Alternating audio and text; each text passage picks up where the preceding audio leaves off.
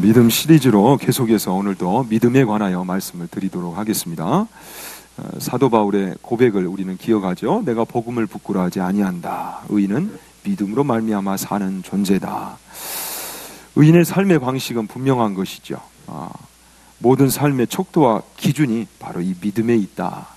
믿음 우선순위의 삶이 의인의 삶이요 성도의 삶이다. 우리는 계속해서 이제 성경에서 우리는 하나님을 믿는데 그 믿음의 내용이 있어서 우리 믿음의 선진들이 참 좋은 믿음의 모습을 보여주고 있거든요. 그래서 본받을 그 믿음의 내용은 우리가 하나하나 배워가고 또 지향해야 될, 경계해야 될 또 믿음의 내용에 관해서 또 성경이 소개할 때 그런 부분들은 단호히 또 거절할 수 있는 이런 믿음의 내용에 관해서 풍성히 배워보자 해서 계속 믿음의 내용에 관해서 말씀을 드리고 있습니다. 우리 옆 사람과 함께 인사할까요? 믿음으로 말미암아 삽시다. 복음의 능력으로 살아갑시다.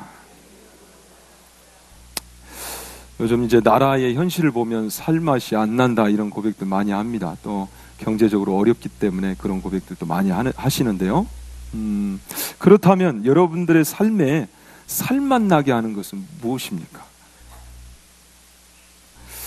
힘들다가도 그것을 생각하면 살맛이 나는 것, 또 그걸 하게 되면 더 신이 나는 것, 그게 무엇일까요? 이제 우리 삶의 순간순간들을 통제하고 인도하고 또 방향을 제시하는 그 무엇을 우리가 이제 삶의 원동력이라 할 수 있죠. 솔직하게 한번 우리 스스로에게 이 시간 한번 물어봅시다. 내 삶의 원동력은 무엇인가? The driving force in my life. 내 삶의 원동력, 힘나게 하는 건 뭔가? 살맛 나게 하는 건 뭔가? 뭘까요, 그게? 이제 어느 사람들은 이제 가족으로 많이 또 이야기하는 분이 계시죠. 우리 국가대표 선수들, 올림픽에 출전한 그 선수들이 제 삶의 원동력은 부모님이셨습니다. 자기를 뒷바라지 않은 그 부모님 바라보면서 그렇게 힘든 순간에도 참았다. 이제 이런 인터뷰를 많이 하기도 하는데, 부모님이 내 삶의 원동력이 될 수 있고, 또는 난 내 자녀 보면서 참습니다. 힘들지만 또 이겨나가고 있습니다. 자녀가 내 삶의 원동력이다 할 수도 있죠. 그런데 이제 검색을 해보니까 배우자를 놓고 내 삶의 원동력입니다 하는 분들은 적더라고요.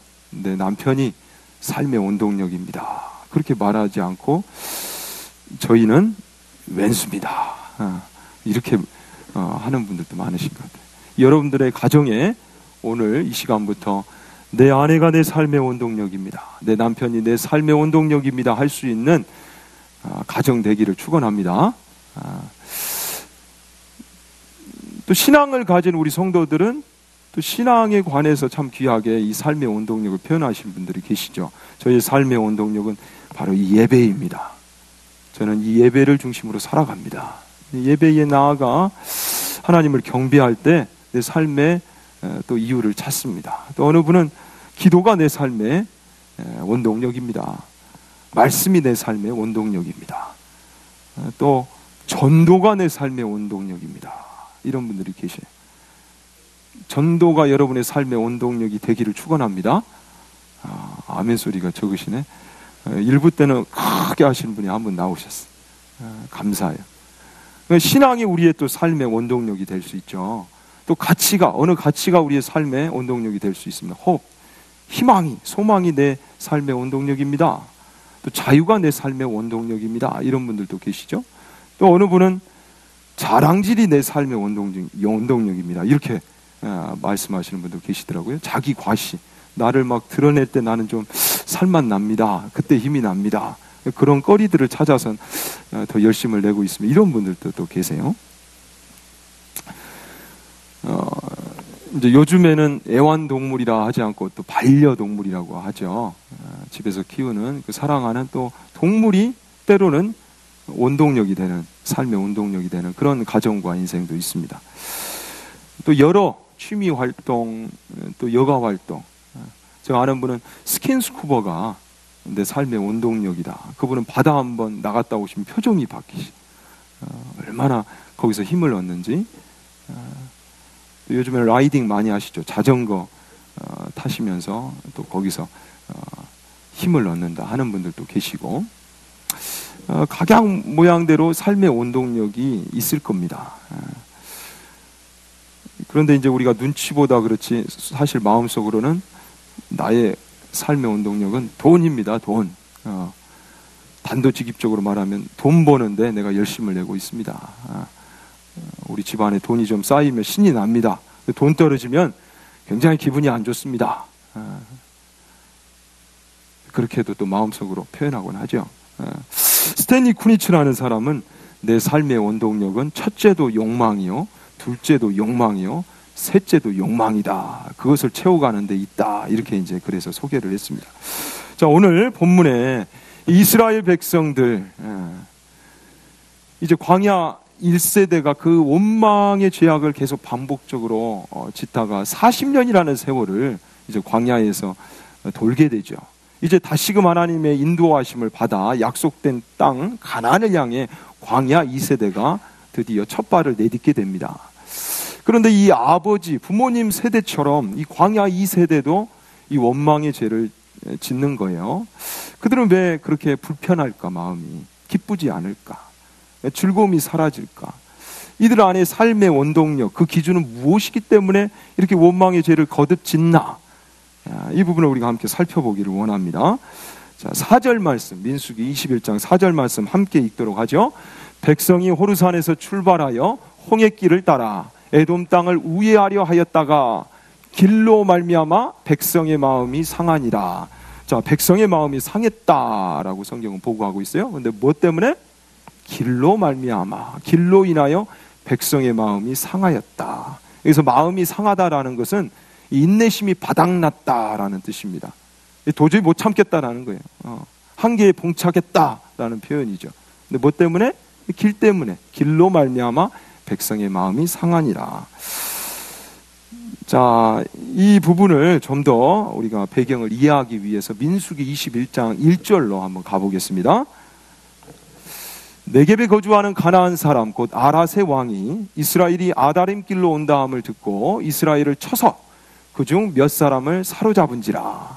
자, 네겝은 가나안 땅 남서쪽에 그 위치해 있거든요. 남쪽에 있는 사막입니다. 그곳에 이제 아랏 족속이 머물고 있었고, 이 아랏의 왕이 지금 이스라엘이 홍해길을 건너고 광야에서 다 멸절될 줄 알았는데 그것을 지금 통과해서 온다라는 거죠. 이 이제 소식을 듣게 된 거예요. 더군다나 아다림 길로 온다.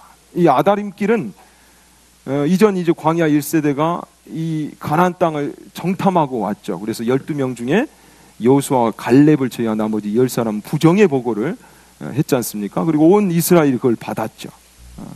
그로 인해서 이들이 이제 심판을 당하게 되는데, 바로 그 헤브론 땅을 정탐했던 그 아다림 길, 그러니까 정탐꾼의 길이다라는 또 뜻이에요. 이 길로 지금 이스라엘 백성들이 오고 있다. 이 아랏 족속의 왕의 입장에서는 이들이 가나안 땅을 지금 점령하려고 오고 있다고 그러는데 정말 이렇게 되다가는 점령 당하겠구나, 이런 위기의식을 느끼게 된 것이죠. 그래서 먼저 선수를 칩니다. 몇 사람을 사로잡았다, 이렇게 소개하고 있죠. 2절 3절 말씀 함께 읽어볼까요? 이스라엘이 여호와께 서원하여 이르되 주께서 만일 이 백성을 내 손에 넘기시면 내가 그들의 성읍을 다 멸하리이다. 여호와께서 이스라엘의 목소리를 들으시고 가나안 사람을 그들의 손에 넘기심에 그들과 그들의 성읍을 다 멸하니라. 그러므로 그곳 이름을 호르마라 하였더라. 자, 이 호르마다라는 뜻은 철저한 파멸, 완전히 멸망했다. 그러니까 이 전쟁의 참상이 얼마나 심했던지 이렇게 이름을 지었죠. 이스라엘 백성은 이제 하나님으로부터 이 명령을 받았습니다. 이 가나안 땅에 들어가게 되면 완전히 그들을 멸하라. 이들이 이제 그 말씀에 순종해서 기도하고 또 하나님 명하시니까 그대로 이제 나아가서 이 전투를 치르게 된 것이죠.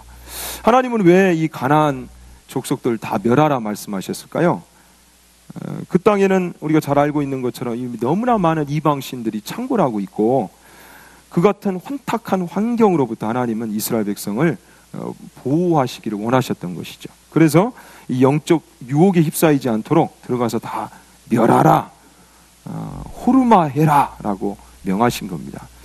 우리는 여기서 한 가지 중요한 사실이, 하나님 앞에 순종할 땐 나의 대적이 호르마가 되지만 내가 불순종할 때는 내 스스로가 호르마가 될 수 있다는 사실을 기억해야 합니다. 민수기 14장 45절에 보면 이 광야 1세대가 이제 하나님이 벌하시고 너희도 올라가도 너희와 함께하지 않겠다, 돕지 않겠다 명하셨는데도 모세가 계속 거듭 당부했음에도 불구하고 올라갑니다. 그 가나안 땅. 그러다가 그들이 이제 이런 상황을 맞이하게 되죠. 아말렉인과 상간시대에 거주하는 가나안인이 내려와 그들을 무찌르고 그 전쟁에서 패배했다는 거예요. 호르마까지 이르렀더라. 그들의 아버지 세대에 이 전쟁에서 패해가지고 불순종했더니 그들이 호르마가 되는 그런 상황을 맞이하게 된 것이죠. 다시 한번 말씀드립니다. 우리가 하나님 앞에 순종할 땐 나의 대적이 호르마가 되지만 불순종할 땐 내가 호르마가 될 수도 있다. 자, 이제 이스라엘 백성들은 전쟁에 대한 감각을 익히게 되죠. 이런 게 전쟁이구나. 그리고 가나안 땅 전체를 향해서도 선전포고를 하는 그러한 전투를 치르게 됐습니다. 자, 그런데 문제는 다음에 있죠. 이제 이스라엘 백성이 하나님이 정말 우리를 도우시는구나, 이대로 하나님을 의지하고 나아가면 저 가나안 땅을 얻게 되겠구나, 어떤 이런 기대감과 믿음을 가지고 전진해야 되는데 그들이 또 한 번 무너지는 모습을 보여줍니다. 4절에 백성이 호르산에서 출발하여 홍해길을 따라 에돔 땅을 우회하려 하였다가 길로 말미암아 백성의 마음이 상하니라. 마음이 상했다. 왜 그들은 길로 말미암아 마음이 상했을까? 어느 이야기에서 그랬다죠. 고양이가 지금 생쥐를 열심히 쫓아가는데 어느 아주머니가 연탄재를 버린 바람에 이 쥐가 하얗게 돼버렸어요. 그때 고양이가 뭐라고 했겠습니까? 다 된 밤에 재뿌리네, 이랬을 거 아닙니까? 이스라엘 백성들 입장에서는 사실 그렇죠. 에돔 땅만 사실 올라가면 바로 가나안 땅이 코앞인데 이 형제의 나라 에서의 후예인 이 에돔 왕이 그것을 허락해 주지 않는 거예요. 그래서 다시 밑으로 내려와 가지고 우회해서 모압으로, 이 모압 땅으로 이렇게 우회해 가지고 올라갑니다. 더군다나 돌아가면서도 험하기까지 하니까 이들의 이제 마음이 상했던 거죠. 더 이상 도저히 못 참겠다, 이런 이제 투정과 원망이 그들의 입술에서 터져 나오게 된 것입니다. 길로 말미암아 백성의 마음이 상하니라. 가만히 보니 그들은 눈에 보이는 그 환경에서 그들의 삶의 어떤 원동력을 찾는 모습이죠. 자신들의 만족과 안위를 더 하나님의 뜻과 말씀보다, 약속보다 중요하게 생각했던 것 같습니다. 그래서 그들은 감사와 기쁨보다 불평과 원망을 선택하게 되었던 거죠. 이러한 이스라엘의 반응은 신앙적으로 우리에게 많은 것을 던져주고 있습니다. 하나님과 같은 배를 탔음에도 불구하고 하나님의 말씀과 약속보다 여전히 내 자신의 안위와 욕망을 채우는 것에 더 급급한 것은 아닌지 우리를 돌아봐야 할 줄로 믿습니다. 마음에 예수님을 주인으로 모시기보다는 내 자신을, 그 불완전한 나를 또 주인의 자리에, 그 반열에 올려놓는 그 우를 범하는 그러한 모습들. 선민 이스라엘을 향한 원대한 계획을 하나님은 갖고 계셨음에도 불구하고 그 뜻에는 별로 관심이 없고, 어떻게 하면 좀 더 편안한 삶을 살아볼 수 있을까, 그 가나안 땅 가가지고 어떻게 하면 잘 먹고 잘 살아볼까, 여기에 더 그들의 관심이 있었던 것이죠. 그게 보여지지 않으니까 금세 전쟁에 승리를 냈음에도 불구하고 바로 또 원망이 터져 나오는 것이죠. 이스라엘 백성들의 삶의 원동력은 자기 만족, 자기 기쁨이다라고 할 수가 있습니다. 그래서 그들은 당장 눈에 보이는 것에 반응하고, 이들 속에 있는 인내심은 그 소망의 강줄기는 쉽게 마르는 모습을 보여주고 있죠. 우리도 신앙의 길을 걸어가고 있습니다. 이 신앙의 길을 걸어가는 동안 이스라엘 백성들처럼 내 삶의 원동력을 자기 기쁨, 기쁨, 자기 만족에 둔다면 우리 눈앞에 홍해길, 광야길밖에 보여지지 않겠죠. 그리고 그 길밖에 걷지 못할 것입니다. 그러나 내 속에 있는 이 자아, 불완전한 자아, 도무지 만족하지 못하고 쉽게 변질되고 실증을 내는 그 자아를 내려놓고 그 자리에 하나님을 초대할 때 진정한 기쁨과 만족이 임할 줄로 믿습니다. 자, 그렇다면 우리가 하나님을 우리의 마음속에, 우리의 인생에 모시기 위해서는 어떻게 해야 됩니까? 다른 게 없죠. 예수가 길이신데 예수의 길을 걸어야 되죠.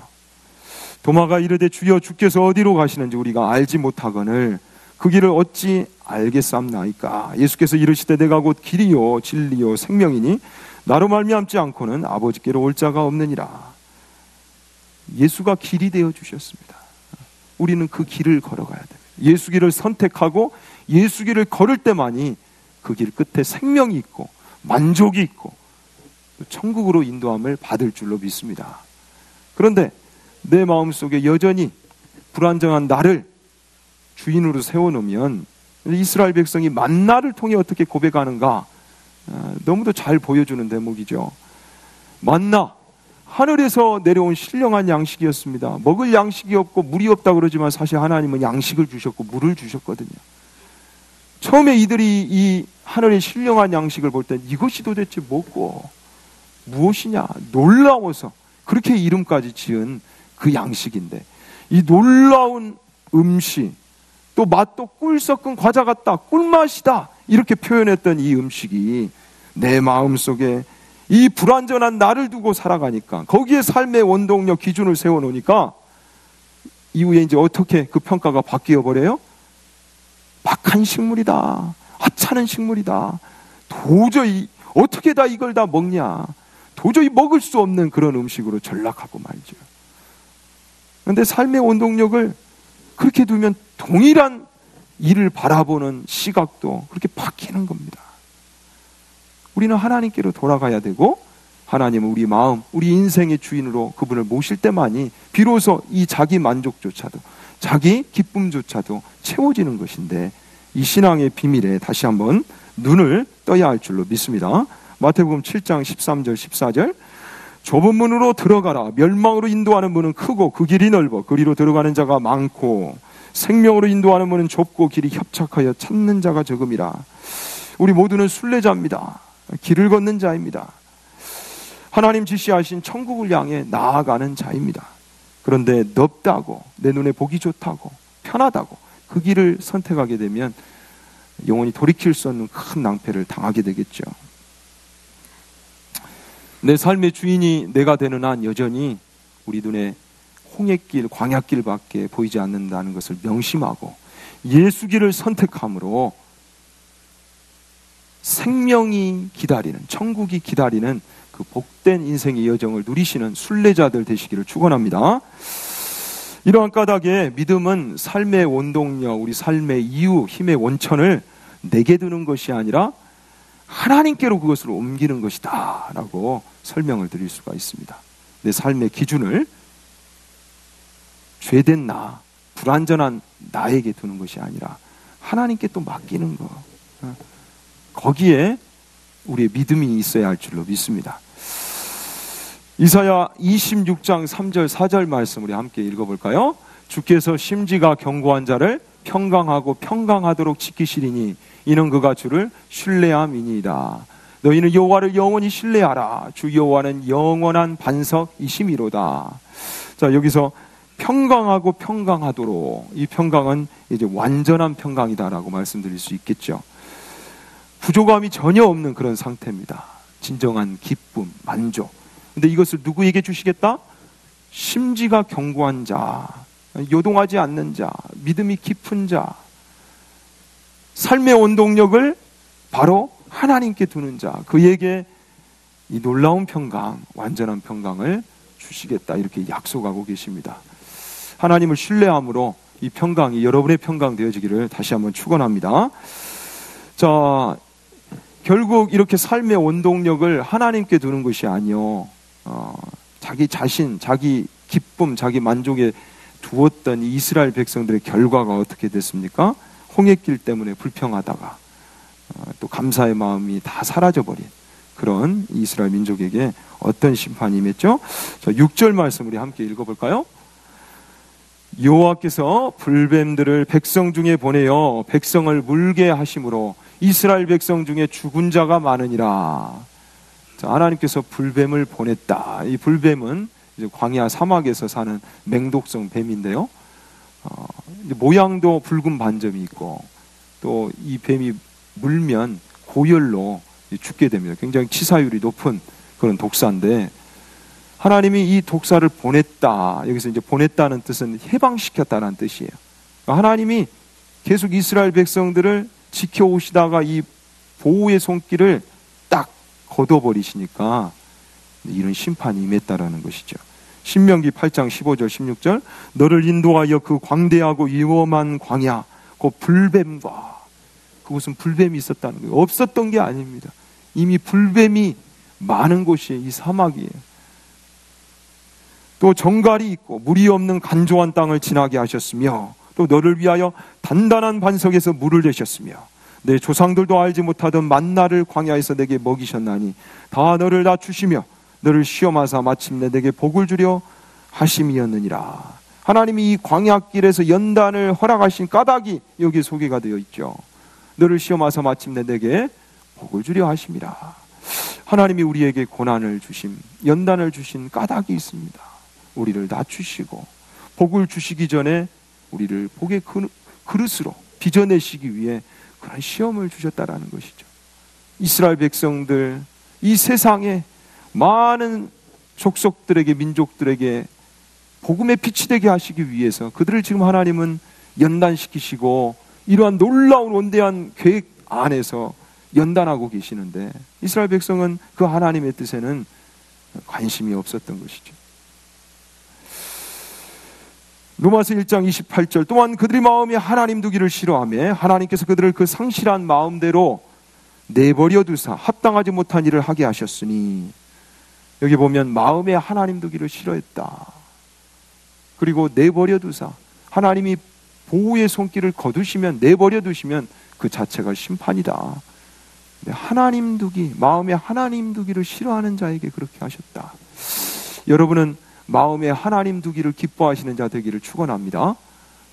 하나님이 이처럼 내버려 두시면 간섭하지 않으시면 그게 심판이 되는 것이죠. 이스라엘 백성에게 지금 그 심판이 임했습니다. 불뱀에 물려 많은 사람들이 지금 죽게 된 것이죠. 그런데 이제 그들 스스로가 이러한 문제를 이렇게 진단하고 있습니다. 7절 말씀 함께 읽어볼까요? 백성이 모세에게 이르러 말하되 우리가 여호와와 당신을 향하여 원망함으로 범죄하였으니 원망함으로 범죄하였사오니. 이 문제의 근원이 어디에 있다? 원망에 있다. 그리고 범죄하였으니 빗나갔다라는 겁니다. 하나님과 함께 동행해야 할 선민의 그 길과 걸음이 원망함 때문에, 불평 때문에 지금 빗나갔다는 거예요. 그때 여호와께 기도하여 이 뱀들을 우리에게 떠나게 하소서. 모세가 백성을 위하여 기도하며 모세에게 이스라엘 백성들이 이제 이 기도를 부탁하죠. 그리고 모세가 기도할 때 하나님이 해결책을, 응답을 친히 주십니다. 시국이 참 어지럽습니다. 우리가 이때에 참 기도의 자리를 어느 때보다도 지켜야 할 때인데요. 고 박윤선 이 목사님은 저도 뭐 만나 뵙지 못했습니다. 그분의 책을 통해 그분이 우리에게 이제 기도하는 그 권면의 글귀를 읽게 되었는데요. 기도를 하되, 그분은 말씀하시길 기도를 하되 그냥 기도하지 말고 죽기 내기로 기도하라. 그리고 기도는 기도하지 않는 것은 지금 옆에서 우물이 콸콸 지금 솟아오르는 샘이 지금 옆에 있는데 그 샘을 옆에 두고 우물을 옆에 두고 목말라 죽는 것과 같다. 이렇게 소개를 하셨어요. 하나님이 우리가 기도할 때에 마치 모세가 기도할 때 이 해결책을, 응답을 주신 것처럼 기도를 통해 하나님은 일하신다는 것이죠. 그 응답을, 해결책을 주신다는 것이죠. 참 우리가 다시 한번 기도의 청지기가 되어서 이 시대를 책임지고 이 나라와 민족을 위해서 기도할 수 있는 그 기도의 자리로 나아가기를 원합니다. 이제 모세가 기도할 때 하나님이 주신 해결책은 그 다름이 아니라 노뱀이었죠. 노뱀. 8절 9절에 보니까 여호와께서 모세에게 이르시되 불뱀을 만들어 장대 위에 매달아라. 물린 자마다 그것을 보면 살리라. 노뱀을 바라보면, 그 뱀을 쳐다보면 살 것이다. 이런 이제 약속을 주셨어요. 모세가 노뱀을 만들어 장대 위에 다니 뱀에게 물린 자가 노뱀을 쳐다본즉 모두 살더라. 그 약속대로 쳐다본즉 살더라. 이 은혜가 이제 임한 겁니다. 근데 하나님은 참 아이러니하게도 참 예상 밖의 해결책을, 응답을 주시죠. 노뱀을 보고 고쳐주시겠다? 뱀하면 정말 진저머리 나고 다시 쳐다보고 싶지 않은데, 이 독사에 물린 분들은 실제로 그렇습니다. 얼마나 이 뱀의 독이 강한지요. 물리면 그 부위가 다 그냥 멍이 들고 검게 되거든요. 썩어 들어가거든요. 이 혈관성 독은 또 이 혈액을 타고 온몸을 돌기 때문에 점점 그 검정색의 빛깔이 온몸을 향해 돌진합니다. 다시는 뱀을 보면 보기가 싫은 거죠. 그런데 그 뱀을 또 보라. 그런데 이번에 보는 뱀은 독이 있는 불뱀이 아니라 독이 없는 노뱀이죠. 살아있는 뱀이 아니라 죽은 뱀입니다. 그 뱀을 보라는 겁니다. 불뱀을 치워주시는 것도, 해독제를 주신 것도 아니고 그 뱀을 보라는 겁니다. 정말 뱀을 봐야 합니까? 봐야 하는 것입니다. 그것을 보면 살리라. 이 약속이 있기 때문에, 하나님의 말씀이기 때문에 우리는 그 뱀을 봐야 할 줄로 믿습니다. 그 결과가 어떻습니까? 쳐다본즉 살더라. 쳐다본즉, 그 뱀을 바라보는 자마다 모두 살더라. 뱀에게 물린 자가 노뱀을 쳐다본즉 모두 살더라. 진정 하나님의 말씀은 진리의 말씀이며 응답의 말씀임을 믿으시기 바랍니다. 자, 이제 이 말씀을 우리가 보면서 누가 생각나죠? 십자가에 우리 예수님이 생각나죠. 니고데모와의 그 대화에서도 친히 우리 예수님이 요한복음 3장 14절에 모세가 광야에서 뱀을 든 것 같이 인자도 들려야 하리니, 장대 위에 노뱀이 들린 것처럼 우리 예수님이 십자가에 들려야 할 것에 대해서 말씀하셨고, 이 노뱀을, 들린 노뱀을 하나님의 약속대로 쳐다볼 때 사는 것처럼 죄로 인하여 죽어가는 우리들이, 죄 때문에 지금 죽어가고 있는데 또 이 십자가의 죄수를 바라봐야 됩니까? 의문을 던질 수 있지만, 그 십자가의 예수를 바라볼 때 사는 이 생명의 원리를 친히 예수님이 소개해 주셨습니다. 예수님이 친히 알려주신 까닭에 우리는 이 생명의 원리를 더 중요하게 생각해야 할 줄로 믿습니다. 사실 하나님은 독으로 죽어가는 이스라엘 백성을 살리시기 위해 불뱀을 제거하지 않으셨습니다. 그들에게는 불뱀의 이 독이 문제가 아니었던 것이죠. 그들을 죽게 한 것은 다름 아닌 그들의 원망의 죄악이었습니다. 아버지 세대 때도 계속 이 원망의 죄 때문에 죽어갔는데, 자식들조차도 이제는 가나안 땅을 점령해야 할 광야 2세대, 그 40년 동안 연단을 통해서 그렇게 이들을, 믿음의 세대를 빚어가시고 준비시키셨는데, 그런데도 불구하고 여전히 이 원망의 죄를 짓는다? 하나님이 그래서 이 문제를 크게 다루셨던 겁니다.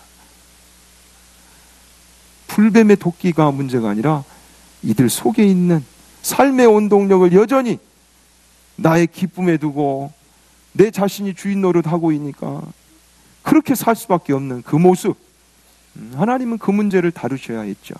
그래서 노뱀을 쳐다보라 할 때 쳐다본즉 살더라. 노뱀을 바라보는 것은 하나님께로 나아가는 것이고 믿음을 붙드는 것이고 다시금 하나님을 신뢰하는 믿음의 원리로 살겠다라는 결단인 것이죠. 이 믿음의 과정이 바로 노뱀을 쳐다보는 거기에 담겨 있는 것이죠. 그래서 하나님은 노뱀을 바라보라 명하신 것입니다. 노뱀을 봐야 하나님을 신뢰할 수 있습니다. 노뱀을 봐야 사는 것이고요. 노뱀을 봐야 믿음으로 사는 원리를 깨닫게 되는 것이죠. 쳐다본 즉 살더라. 쳐다볼 때 사는 것이고 쳐다볼 때 다시 하나님과 동행할 수 있게 되는 줄로 믿습니다. 이 생명의 원리를 이제 예수님을 바라보는 그 원리에 우리는 그대로 적용해서 오늘날 우리 신앙생활에 이제 적용해가지고 이 신앙생활을 하게 돼 있는데요. 십자가의 그 예수를 바라보는 것, 하나님 말씀대로 놋뱀을 쳐다볼 때 살게 되는 것처럼 정말 내가 죽어가고 있다면, 그것을 인식하고 있다면 십자가의 그 예수를 쳐다봐야 되겠구나, 바라봐야 되겠구나. 이 믿음이 여러분의 믿음 되어지기를 원합니다. 우리의 믿음은 다른 것이 아니죠. 그래서 내 삶의 원동력, 기준을, 삶의 이유를 바로 그 예수님께 두고 예수님을 붙듦으로 하나님께로 나아가는 거기에 있습니다. 히브리서 12장 2절, 믿음의 주요 또 온전케 하시는 이인 예수를 바라보자. 성경은 끊임없이 우리가 믿음의 창시자요, 시작이요, 믿음의 주관자요, 믿음의 완성자 되시는 예수님을 바라볼 것을 우리에게 권면하고 있습니다. 우리 믿음의 실체가 예수 그리스도가 되어야 한다는 것이죠. 우리 삶의 이유와 원동력이, 힘의 근원이 바로 예수 그리스도에게 있어야 함을 말씀하고 계십니다. 진정 예수님을 바라볼 때 생명의 역사가 일어날 줄로 믿습니다. 예수를 바라볼 때 회개가 일어나고요, 죄사함의 은혜가 임하는 줄로 믿습니다. 예수를 바라볼 때 다시 시작의 은혜가 또한 주어지는 줄로 믿습니다. 예수를 바라본다는 것은 우리의 불신이 신뢰로 바뀌는 것을 의미하고, 우리의 원망이 감사로 바뀌어지는 것을 의미하고, 또한 두려움이 염려가 담대함으로, 또한 슬픔이 기쁨으로 바뀌어지는 과정을 의미합니다. 우리는 끊임없이 장대 위에 높이 들린 십자가 예수를 바라보면서 살아야 할 줄로 믿습니다. 이제 신약에 와서는 이 예수님을 바라보는 부분에 있어서 참 열심을 냈던 한 인물이 소개되어 있죠. 이제 삭개오가 등장을 하는데요. 우리 누가복음 19장 4절 6절 말씀 한번 함께 읽어보도록 하겠습니다. 앞으로 달려가서 보기 위하여 돌 무화과 나무에 올라가니, 이는 예수께서 지나가시게 되미로라. 예수께서 그곳에 이르사 쳐다보시고 이르시되 삭개오야 속히 내려오라. 내가 오늘 내 집에 유하여야 하겠다 하시니 급히 내려와 즐거워하며 영접하거늘. 자, 삭개오는 예수님이 소망이었죠. 그는 시대적 왕따를 당했습니다. 죄인 취급을 받았고요. 그런 삭개오가 이제 예수님을 보기 위해 열심을 냅니다. 먼저는 달려가서, 앞으로 달려가서 보기 위하여 달려갔다라고 소개를 해요. 예수님 보기 위해서 그가 달려갔습니다. 예수님 보기 위해 달려갔습니다. 또 예수님을 보기 위해서 올라갔습니다. 키가 작으니까 달려가도 안 보이니까 이제는 돌 무화과 나무에 올라갔죠. 또 예수님이 내려오라 할 때 그 예수님을 보고 만나기 위해 급히 내려왔습니다. 천천히 내려왔던 게 아니라 급히 내려와 예수님을 배웠습니다. 오늘 이 말씀 우리가 한 주간 적용함에 있어서 한번 이 믿음의 열심을 우리가 내봅시다. 특히 신앙의 우리가 기본기로, 본질로 돌아가는 운동을 계속하고 있는데요. 하나님께로 돌아가서 그 하나님을 내 마음에 정말 주인 삼아야 되는데, 우리의 삶의 원동력을 그 하나님께 둬야 되는데, 그러기 위해서 예수기를 선택하고 예수님을 바라보기 위해 이 삭개오의 믿음의 열심을 우리가 한번 본받자. 정말 예수님 보기 위해 내가 달려가는 것이 예배에 있다면 한번 예배를 그렇게 드려보고, 내가 예수님을 정말 보기 위하여서 올라가야 하는 것이 우리의 기도와 말씀에 있다면 한번 또 그렇게 해보고, 기도의 자리를 찾아 나서고 또 말씀을 읽어보는 그 열심이 있기를 축원합니다. 또한 나만 예수 바라볼 때 사는 것이 아니라 내가 예수님 바라보니까, 죽어가는 그 순간에 예수님 바라보니까 살았어요. 내가 살아난 것처럼 내 주변에 있는 많은 영혼들도 그분 바라볼 때 살아나지 않겠나. 함께 그분을 바라볼 수 있도록 하는 전도, 급히 내려감이, 예수를 보기 위하여 급히 내려가는 그 행동이 전도에 있다면 또 그 전도를 감당해 볼 수 있는 그런 믿음의 열심. 전도는 믿음입니다. 그 믿음이 있기 때문에 나아가는 것이죠. 이 신앙의 기본기를 이 삭개오처럼 한번 챙겨봅시다. 쳐다본 즉 살더라. 하나님 말씀대로 불뱀 때문에 죽어가지만 독이 없는 그 뱀, 죽은 바로 그 노뱀을 받아볼 때 살아나는 것처럼 죄가 없으신 그 예수님, 십자가에 우리를 위하여 죽으신 그 예수님을 바라볼 때 사는 은혜가 있는 줄로 믿습니다. 이 믿음을 가지고, 이 하나님을 향한 신뢰를 가지고 또 이 한 주간 사시면서 정말 나도 살고 내 주변도 살릴 수 있는 그러한 생명의 인생, 축복의 인생 되어지기를 축원합니다. 기도하겠습니다. 하나님,